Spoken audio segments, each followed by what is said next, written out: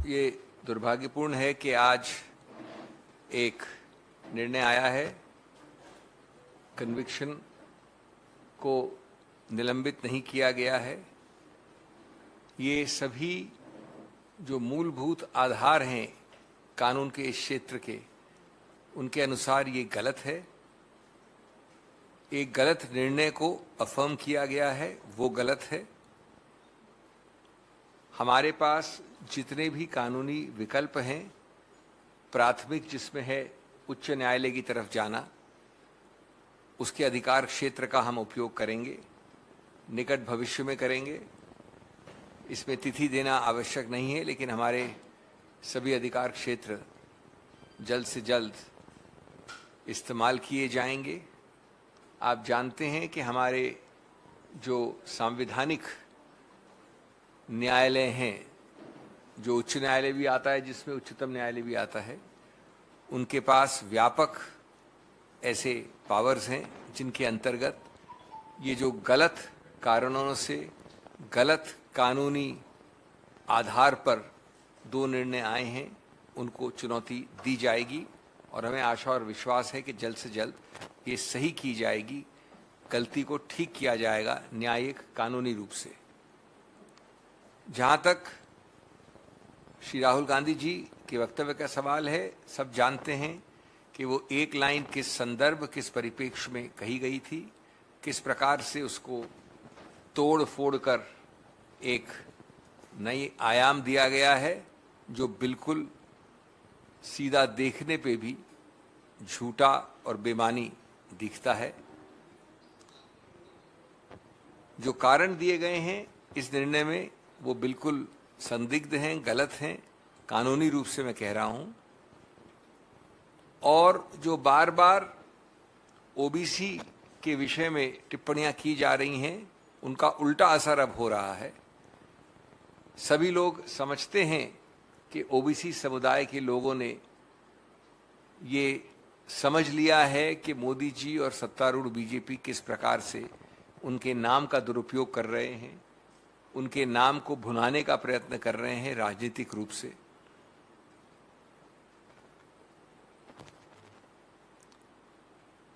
दो वर्ष का मैक्सिमम दंड देना, जो कभी सुना नहीं गया, कभी हुआ नहीं मानहानि के क्षेत्र में। कन्विक्शन ही नहीं होता है क्रिमिनल, लेकिन अगर होता है तो 3 या 5 महीने से ज़्यादा कभी सुना नहीं गया, उसको सेशंस कोर्ट द्वारा सही मानना बिल्कुल गलत है। इससे अगर कोई भी समझता है कि राहुल गांधी की आवाज़ रुकेगी, झुकेगी, साइलेंट होगी, तो वो न राहुल गांधी को जानते हैं, न कांग्रेस को समझते हैं। राहुल गांधी स्पष्ट और सही रूप से बोलते हैं। वो लोगों के, जनता जनार्दन के न्यायालय में, उनके दरबार में बोलते हैं।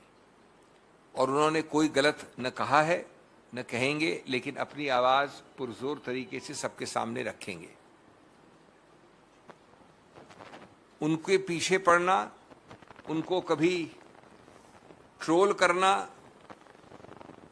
उनके संसद में बोलने से पहले प्री कंडीशंस रखना, संसद को सत्तारूढ़ पार्टी द्वारा अवरुद्ध करना, उनकी सदस्यता पे प्रश्न चिन्ह लगाना, उनको प्रिविलेजेस कमेटी से डराना धमकाना, इस किसी से कुछ फर्क न पड़ा है, न पड़ेगा, न राहुल गांधी को, न कांग्रेस पार्टी को।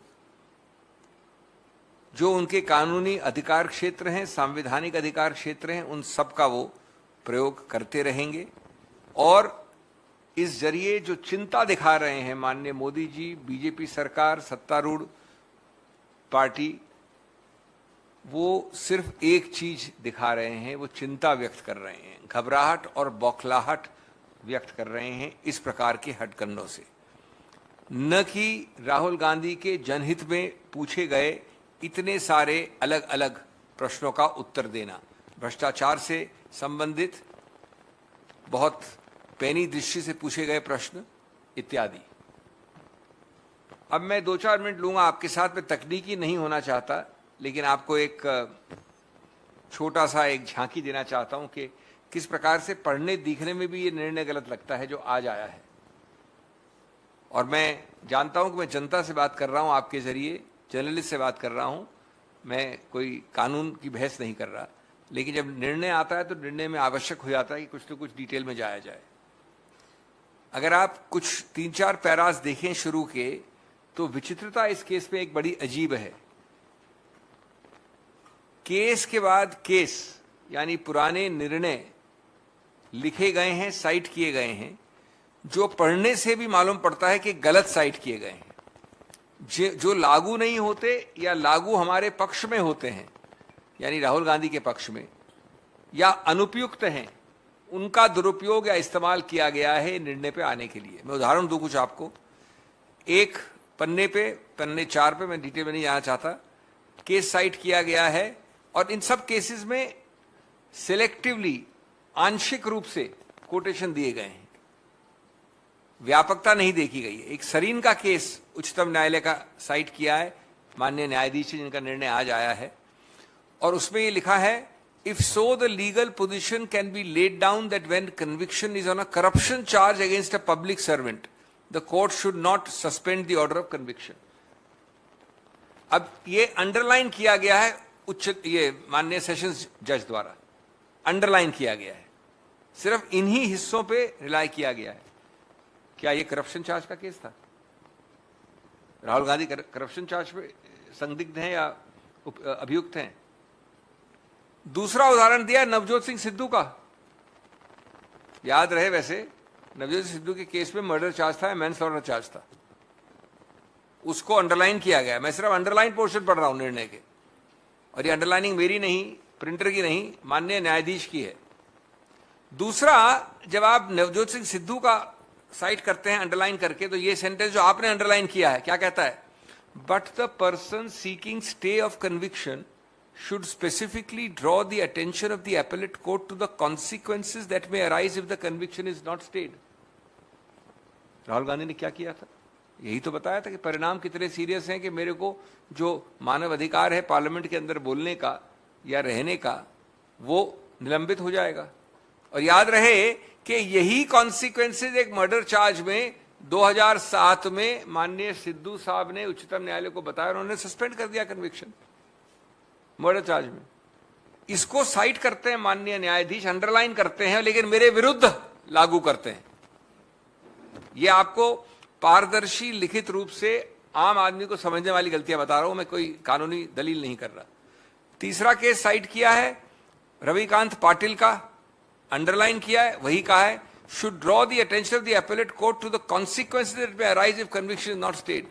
ये इसलिए लिखा जाता है सेंटेंस कि जहां पर कोई आदमी निलंबित हो जाए, सस्पेंड हो जाए असेंबली से या पार्लियामेंट से, तो ये परिणाम आप लाइए सामने, हम सस्पेंड कर देंगे कन्विक्शन। इसको साइड किया गया मेरे विरुद्ध। ये तो मजाकिया गलती होगी और इसको हम उच्च न्यायालय में बिल्कुल सामने रखेंगे। एक चौथा केस श्याम नारायण पांडे साइड किया गया, आपके पन्ने 6 में होना चाहिए अगर आपके पास कॉपी है तो। उसमें लिखा है, similar, if the convict is involved in crimes which are so outrageous, then it would have serious impact on the public perception of the integrity of the institution, then it should not be stayed. Criminal मानहानि so outrageous, इसको तो terrorism जैसी बात कर रहे हैं या खून खराबे की बात कर रहे हैं। मानहानि का चार्ज है जो अभी मानहानि के लेवल पे है।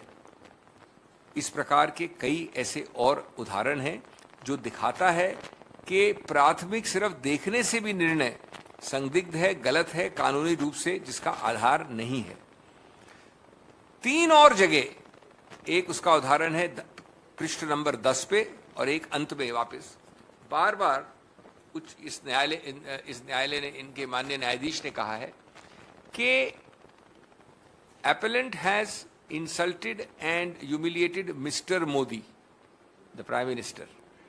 And then he said, and other 13 crore members of the Modi community.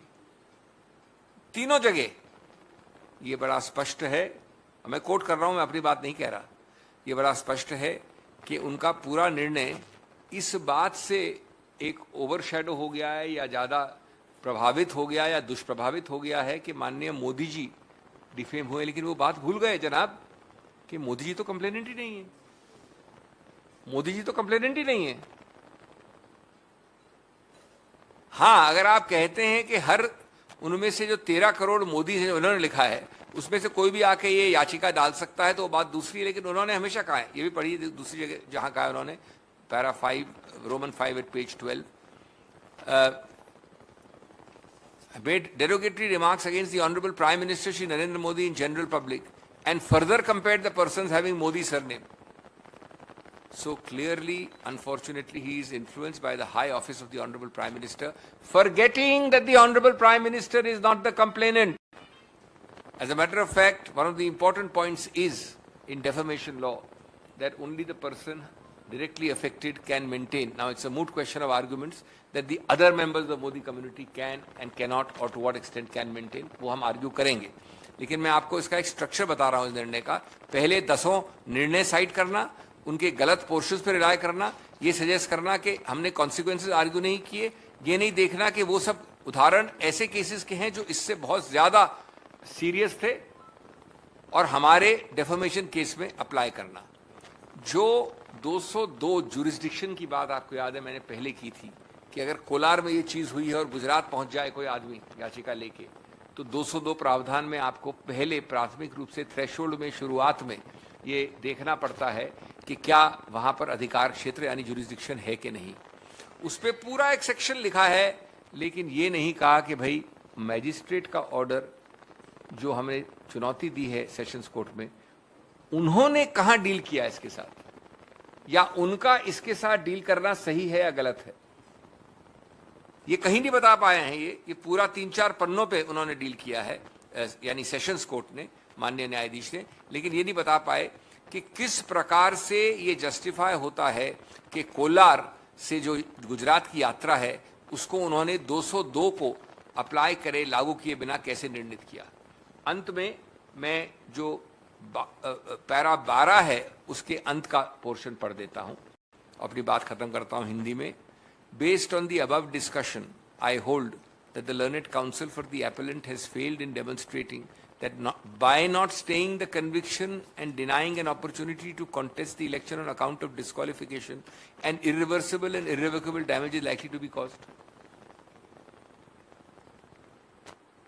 आप ये बताएं मुझे, मैं जानना चाहूँगा, मैं एजुकेट होना चाहूँगा कि किसी भी MP MLA इससे ज़्यादा क्या बता सकता है कि मेरे जो दिन निकल गए पार्लियामेंट के, संसद के, उनको आप वापस नहीं दे सकते।